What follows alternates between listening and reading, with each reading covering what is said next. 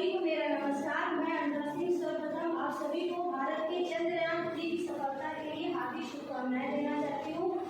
आज मैं आप सभी के समक्ष अंतरिक्ष विषय के बारे में कुछ तथ्य प्रस्तुत करने जा रही हूँ। अंतरिक्ष हमारी पृथ्वी के वातावरण का बाहरी हिस्सा है जो 100 किलोमीटर की ऊंचाई से प्रारंभ होता है। यह एक आकाशीय यहाँ पर आकाशीय पिंड सूर्य चांद तारे के बीच में मौजूद एक विस्तार है जो हमारी पृथ्वी से परे है।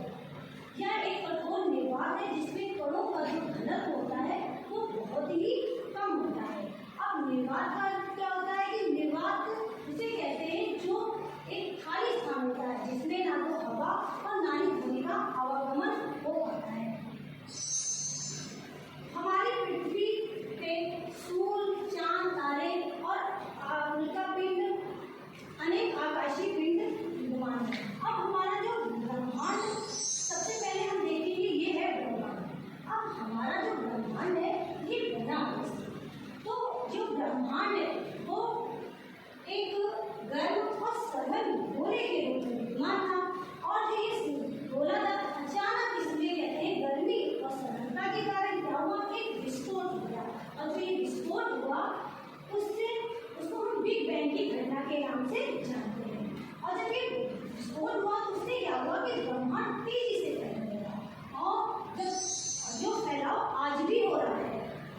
उसके बाद जब बिग बैंग की घटना हो गई उसके करोड़ों वर्षों के बाद क्या हुआ आकाश गंगाओं का निर्माण हुआ। तो ये आकाश गंगाएं थी वो एक कोई आकाश गंगा का निर्माण नहीं हुआ, कई हजारों करोड़ों आकाश गंगाओं का निर्माण हुआ। इन्हीं आकाश गंगाओं में जो आकाश में एक ओर से लेकर के दूसरी ओर तक फैली हुई असंख्य तारों का जो समूह है उसको हम यहाँ से आकाश गंगा था। अब उसी आकाश गंगा में हमारी जो पृथ्वी है उसको आकाश गंगा के नाम है मंदाकिनी। अब मंदाकिनी में हमारा सौरमंडल ये है हमारी जो आकाश गंगा है और इस आकाश गंगा सर्पिलाकार तस्तरी के रूप में विद्यमान है और जो इस आकाश गंगा के बीच में हमारा सौरमंडल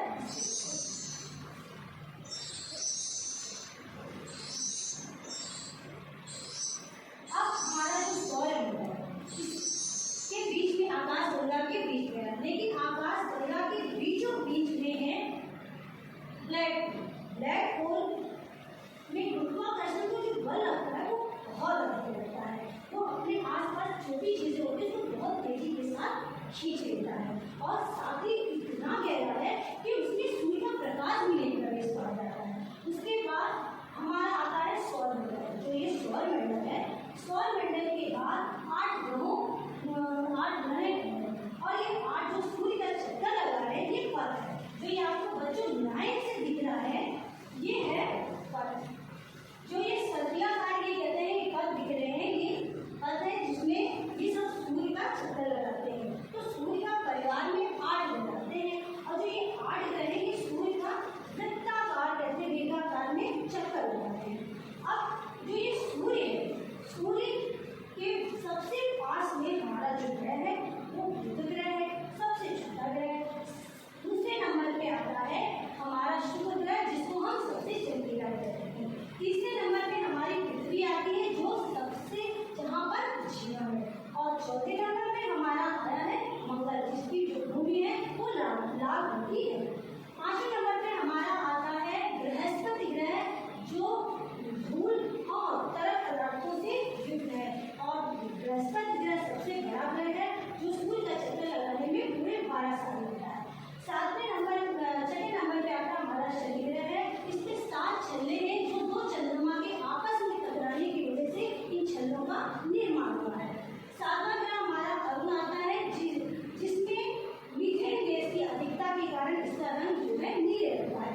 सबसे आखिरी में और सूर्य के सबसे दूर ग्रह हमारा आता है वरुण ग्रह जो 0 डिग्री सेंटीग्रेड से लेकर इसका तापमान -227 डिग्री सेंटीग्रेड तक रहता है।